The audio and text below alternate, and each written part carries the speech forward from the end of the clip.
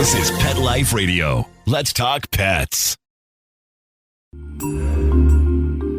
Jungle Deep, the podcast that explores the tropical lifestyle.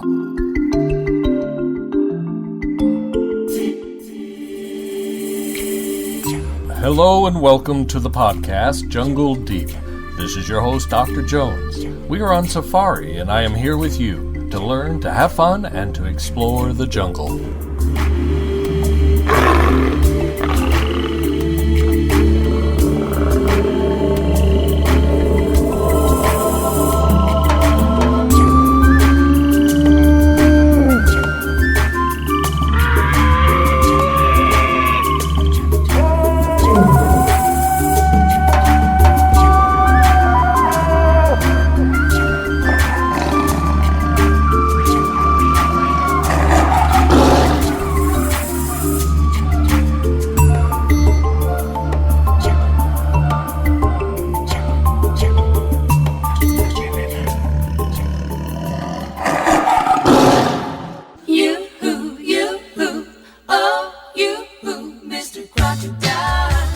This is your host, Dr. Jones. Let's say that you personally assume the task of communicating to the public the need for preservation of wildlife. How will you do it? We will give you just a few short minutes. How do you capture the attention of millions of people and get them to listen to your message? Now, how do you do it when using Britain's most popular TV talent show, Britain's Got Talent? And now, how do you do it when you were only 7 years old? Courageous? Yes, absolutely. Impossible? Not to little Olivia Binfield, who loves animals with all her heart. Olivia came up with an idea and then went on to do something I would never have done. I would have never had the cleverness or the fortitude to do it, especially at age 7. This little girl went out onto this giant stage in front of thousands of people in the audience and millions on TV and recited a poem she wrote and got a standing ovation. You will hear excerpts of her performance. To watch the video in its entirety, and of course you can find it at our Jungle Deep website, it is wonderful. It is hilarious. And if it doesn't bring a tear to your eye, you better check your heart. I hope this means something special to all you conservationists out there in the field, getting bitten and muddied to do your work to help the planet. To know that back at home, there are wee children backing you up and trying to help. I dedicate this episode to you. Olivia Binfield is a conservation hero in my eyes, and I think you will think so too. Today we get to meet and talk to Olivia and her mom in England about how Olivia did it, why she did it, and what she's doing now to help save animals. And of course, she wants to grow up to be a zoologist.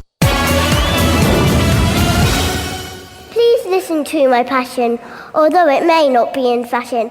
I cannot sing it, you might laugh. I cannot dance, you'd say that I was daft. But I am 7, and I want these animals to last.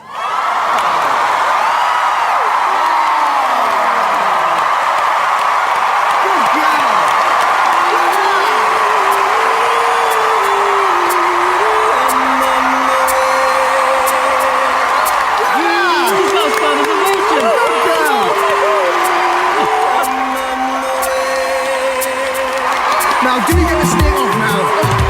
Oh my goodness me. Olivia, it was absolutely brilliant. Hello? Hello, it's me again. This is Dr. Jones with Jungle Deep. And I'm talking to Olivia? Yes? Okay.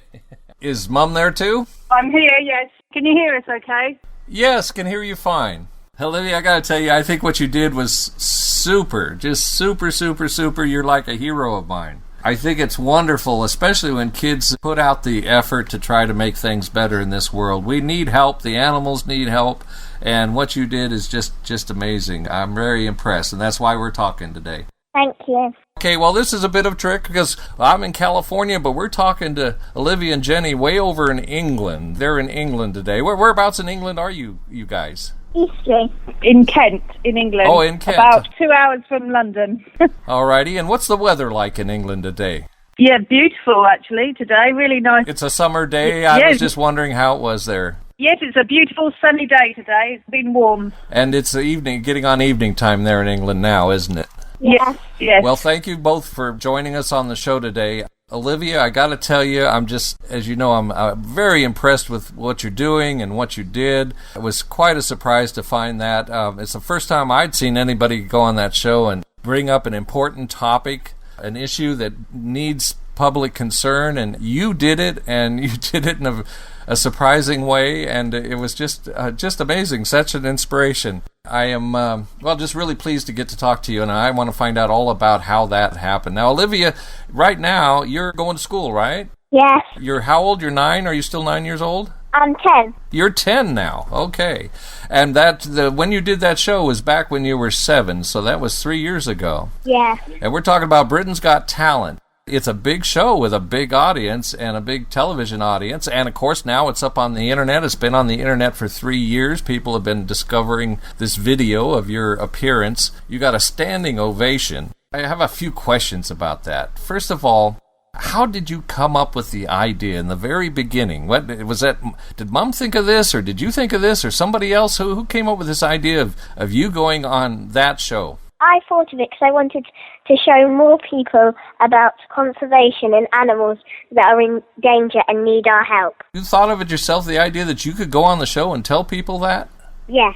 Well, that was a brilliant idea. If I had thought of it right away, I'd get too scared to do it. How did you have enough courage to get up in front of all those people? Have you gotten up in front of people before like that? No, I don't really get nervous. Oh, you don't? Well, you came across with a lot of confidence on the show, that's for sure. You did a great job. So you just don't get nervous? You weren't afraid, huh? No. Well, that makes you a perfect spokesperson for wildlife. I think that's great. So you got this idea, you wanted to go on the show. Did you have a poem already that you'd already written, or did you have to come up with one for the show? I'd written it for the show. You wrote it right for the show. Wow. And had you been writing poetry before, I guess? Yes. Are you still writing poetry today? Yes, I am. And is it okay that I call you a wildlife poet? Yeah, that's fine. Because you're still writing poetry for wildlife even today, is that right? Yes. Wow. See, you're the first wildlife poet I've ever met. Really? Yeah. I'm sure there must be some more out there, but I just haven't met any before you. I think it's a great idea using poetry to help draw people's attention to the fact that, there's animals in danger of extinction, and other animals go extinct. And all of wildlife is really in trouble today. They're losing their homes all over the world. Yeah, so many causes like pollution, deforestation, poaching. Yes. Yeah, they got a lot going against them. They need all the friends they can get. I've been thinking about getting some kind of T-shirt or something just to wear around and let people know that animals need more friends. Yeah. They do, don't they? They do. They do. They need a lot more friends.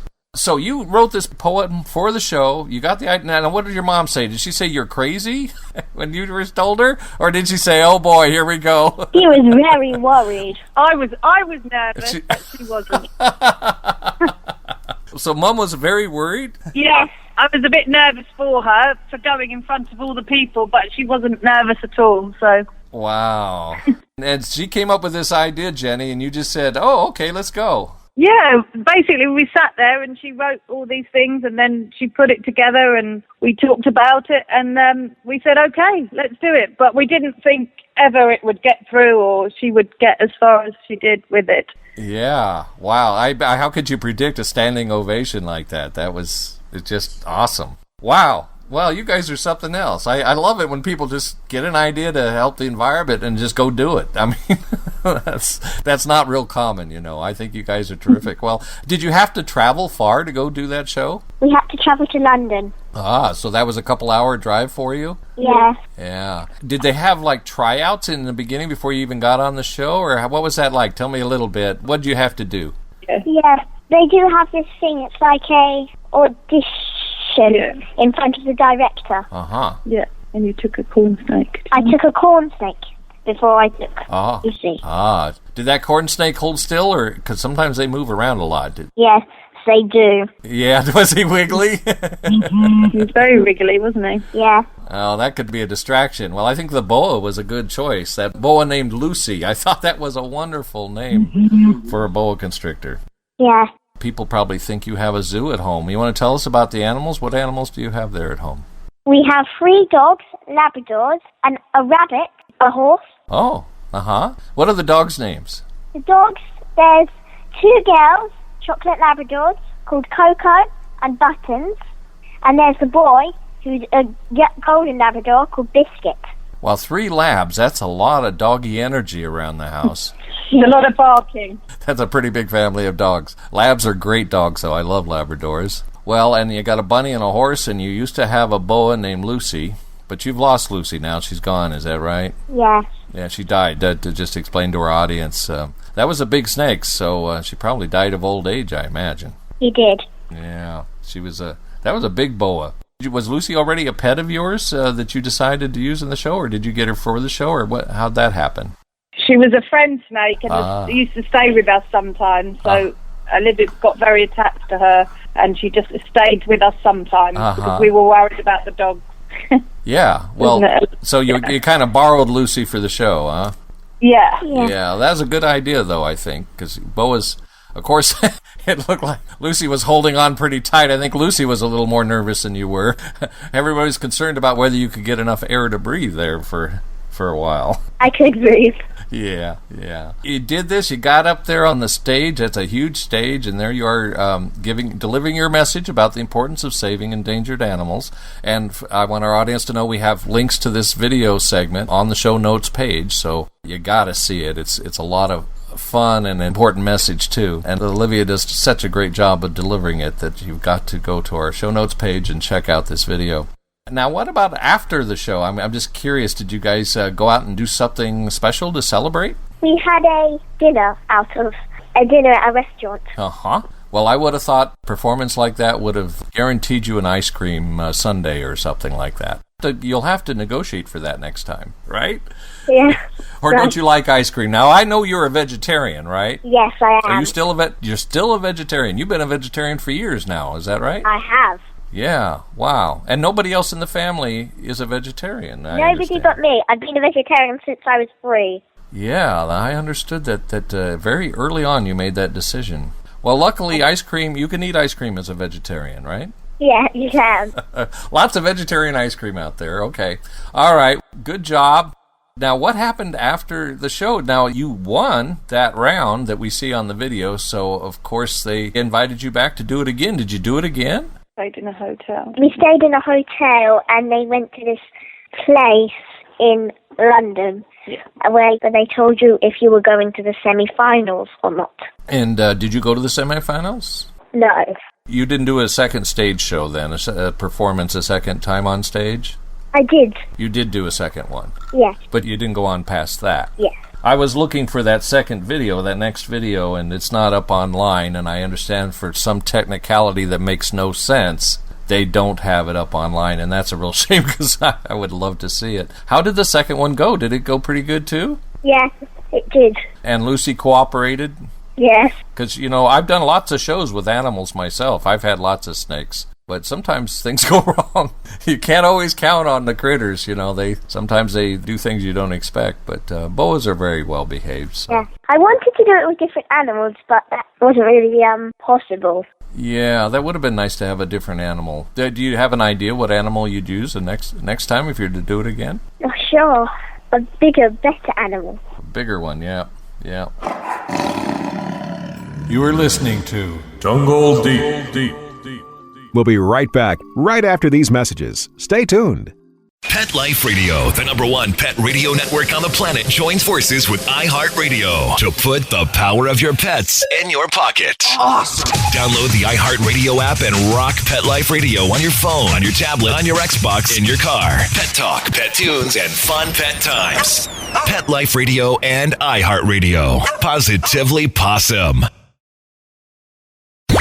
Let's talk pets. Let's talk pets On Pet Life Radio. Pet Life Radio. PetLifeRadio.com. Now, more of Jungle Deep. So you're going to read for us the poem that you wrote called Respect for Rhinos. Yes. Very good. Well, you just proceed when you're ready then. We'd love to hear it. The rhino has lived for millions of years. Who are we to destroy it just because of superstitious fears? Enormous, enchanting, beautiful beast. He needs our voice. Let's give him that, at least. Greedy poachers breaking the laws, always wanting more and more, killing up to 2 a day. Imminent extinction! Please, no way! Listen to these creatures cry out in pain. Poachers, you should hang your heads in shame. The acrid reek of death fills the hunter's soul. Help me, please! This is getting out of control. I saw a rhino. His horns had been cut away. Barely breathing, unable to smile or play. My eyes filled with tears. Come on, join my crusade. Let's do all we can to end this sickening trade. Wow, that's terrific. You read that with such feeling, too. That was really, really good. Well, thank you very much. You.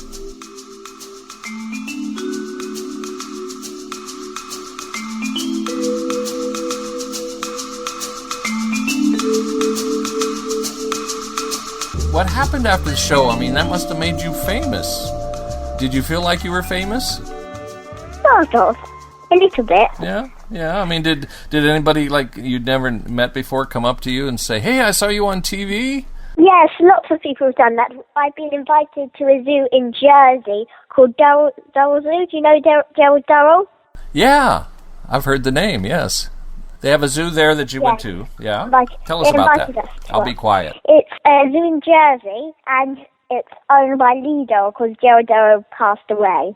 It's got lots of animals there, and Gerald Durrell got them himself. He travelled the world and brought them to the zoo in Jersey. And what kind of animals did you see there? I held a poisonous dart frog.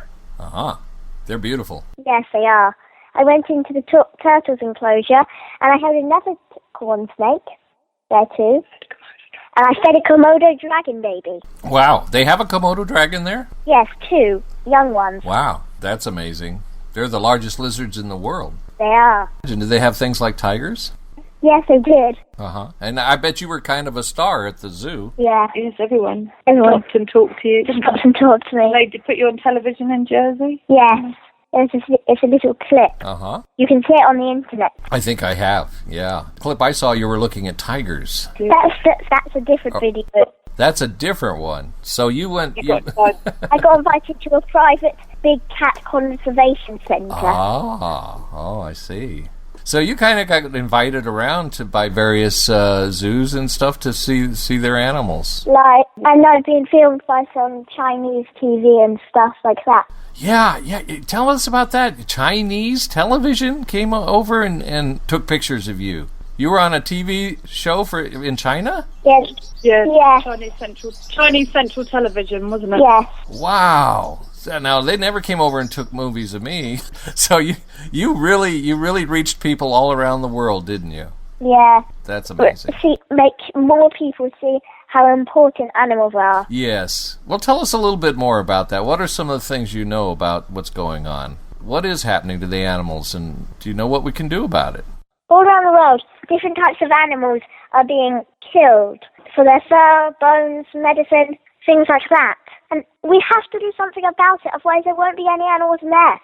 What are some of the animals that you know of that are particularly in danger right now? Snow leopards, tigers, animals like gorillas, and so many. There are, aren't there? And pandas. What about the elephants and rhinos? There are poachers attacking them, it seems, every day. I mean, they're losing a lot of rhinos and elephants right now. And then tigers, and then I just heard that because tigers are so rare and so hard to find now, that they're switching to lions, that they're killing lions instead and using their bones for Chinese medicine and that kind of thing. It's terrible. It is. Well, I think the animals from the rainforest are very, very beautiful and just amazing creatures. I've got to keep many of them myself. I've kept poison dart frogs and even did some breeding of poison dart frogs, and they're gorgeous. They're just amazing, amazing creatures. They all look like they've been painted. Just beautiful colors, gentle little souls. Their habitat's being destroyed too. Rainforests are being cut down. Amazing amounts of rainforests are being destroyed for crops often, to grow crops for food for people around the world. Yeah. So some of it's poaching, but some of it's just to grow food that we eat so much of and we waste so much of. I understand about 50% over here in the United States, about half of our food is just wasted. Yeah. Never gets eaten. What a terrible thing to destroy a rainforest to grow food and then we turn around and waste it. That's just craziness going on. It's horrible. Well, what do you think, Olivia, what people should do about it? There are conservation centres, and people should read about all the different types of things that are going on and see how they can help, like adopting animals and giving money. Donations, yeah. Mm-hmm. We need to be more careful what we do. Probably things we can do in our life. Do you have some ideas, things we can do at home to help this situation? Recycle. Yeah. And stop wasting things. Yeah, because if we recycle things like paper or even aluminum comes from mines that are found in the rainforest, so they wouldn't have to destroy rainforest to make more aluminum if we recycled more of that. And then probably not wasting food would help, huh? And even if you do lots of little things, they all help to help this big thing. They all add up, don't they? They do. They add up and they make a difference. You started out with learn more about it, and that's very good because, I came up with a list of 5 things. I asked myself, what can people do? What should they do? Because people ask me that all the time. What can I do to help save the rainforest? So I came up with a list of 5 things that people could do to help save the rainforest, and I have it on my website, so people can go there and just click on that, and they can even print it out if they want. The first thing I mentioned is, learn more about it. You need to learn about it. You got to read, you got to talk to people, watch the shows, learn more about what's going on so that you know about it and you can help put a stop to it. And then things you can do to help put a stop to it, you've mentioned. Plus, I suggest people get involved in politics, let their leaders know what they want, that they want these animals protected and they want these environments protected. That's another thing we can do. And if you don't know about it, how are you supposed to help them? You need people to know about it. Yep. That's right. And you do a lot of reading. I understand you have quite a few books on the subject. Is that true? I do. So you're a good reader, are you? Yes, I love reading. And it sounds like you still plan to be a zoologist. Are you still thinking that way? I do. Uh-huh. Well, let's talk a little bit about your projects now. Do you have some wildlife projects you're involved in at this time? Tiger Time. Tiger Time? By David Shepherd.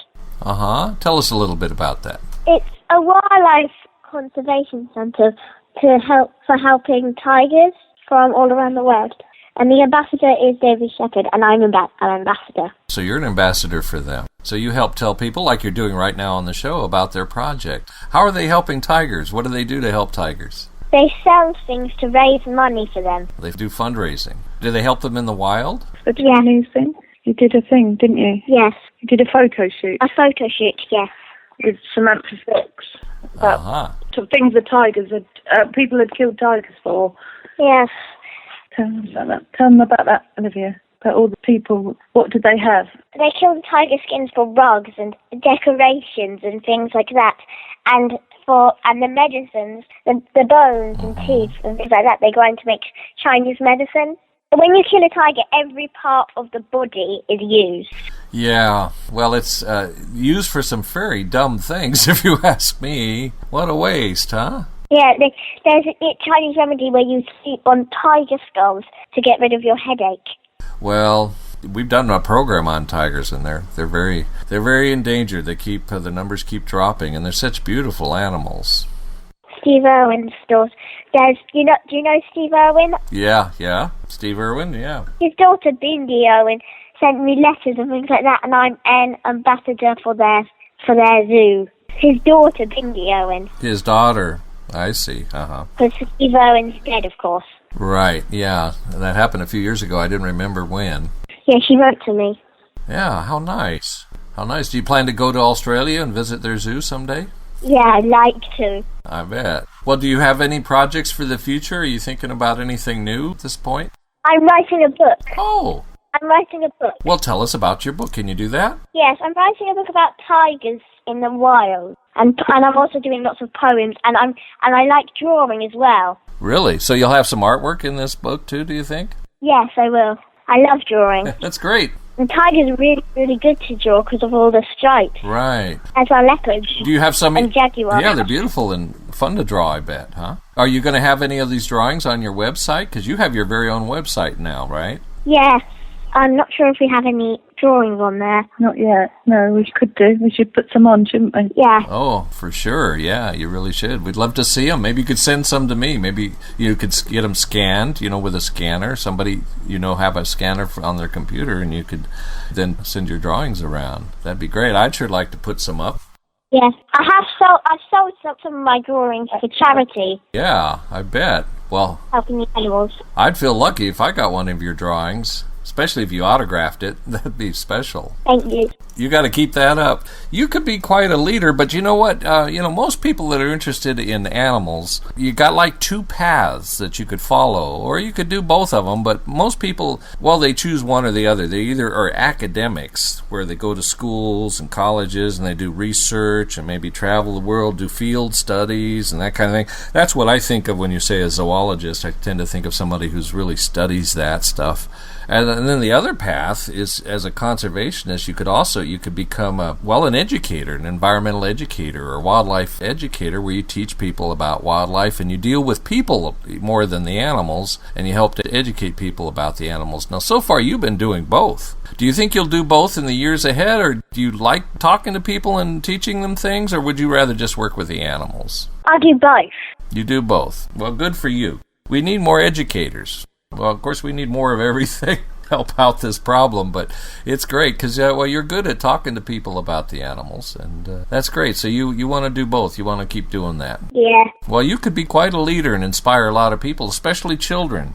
Do you think children can make a difference? Tell us about that. I'm sure children often ask you what can they do, because sometimes kids don't think they can do anything. Anyone can do anything. Every little helps. Do you find children are interested and ask you questions about the animals?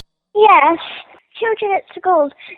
Sometimes you have so many people who are older doing it, and sometimes the young people are what you need. Well, sometimes kids will listen to kids better than they will grown-ups, and sometimes even grown-ups listen to kids better than they do other grown-ups. I find that true. I find when children speak up about something they care about, I tend to listen. That's what I want. Yeah, that's what you want. That's right. That's good. It's your world too, isn't it? Everyone's world. Everyone needs to protect it and look after it. Otherwise we won't have one. I want to reach more people. And everyone needs to know about the animals and their plight. Well said. It's been great talking to you. We're running out of time here, but I'm so glad you came on the show. I want you to stay in touch with me and let me know what you're doing. Send me some reports or newsletters or something once in a while, or call me or whatever you want to do. But I sure want to keep tabs on you and follow you and what you're doing as you learn more about animals in school and as you go out and talk to people. You came up with a great idea for that. How else could somebody talk to thousands of people in an audience and millions of people on TV and millions of more people on the internet? And you achieved all that with one simple idea about going on stage and reciting your poem. And that one simple idea and that one simple act that you did, you reached a lot of people with an important message. I think that was brilliant, and I'll bet you could go on and do other great things to help the animals. Yeah. I'll always try to help the animals as long as there are animals there to be helped. I know you do, and I so much appreciate that. Will you stay in touch with me and come back on the show sometime? Of course. Okay. I will. Great. And thank you, Jenny, for being there and helping to make this happen, too. And your support of Olivia, too, it's important. It's important what you're doing. Yes. It's important to let a child have their passion and let it come out in all the ways that they can. I think it's very important. You're a powerful team, you two. I want you to keep doing it and do more of it. We need it. Thank you very much. Thank you for listening to us. Thank you. My pleasure. Thank you, and goodbye now. Bye. Thank you for joining me on the podcast that provides both the science and the romance of the jungle, Jungle Deep.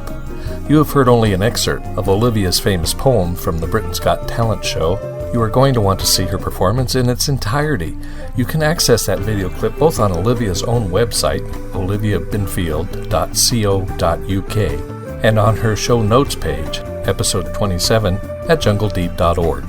You can email Olivia at jennybinfield@yahoo.com. That's Jenny Binfield, JENNYBINFIELD @yahoo.com. You will find on our Jungle Deep website the show notes page for this episode, number 27.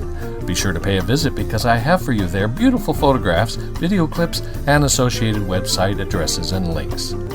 The music today was, for our opening, called Jericonda Mix by Ken Jones with Apple Loops, a segment of Deep in the Jungle by Joe Scruggs, some Dr. Jones by Aqua, a bit of Jungle Deep by Nicholas Gudino, Sneaky Tiki by Tiki Yaki Orchestra, and our closing music is by Don Tiki called Jungle Julie. Support these wonderful artists by purchasing their music. Again, let me invite you to visit and like our Facebook page. It is maintained with all the up-to-the-minute news and announcements and great photos. Simply search on Facebook for Jungle Deep Podcast. And follow me on Twitter. Search for Jungle Deep or Ken Jones 56, all one word. This is your host, Dr. Jones. Well, the show's over for today, so it's time to refill my Mai Tai, mount my elephant, and head back into the jungle. Let's Talk Pets, every week on demand, only on PetLifeRadio.com.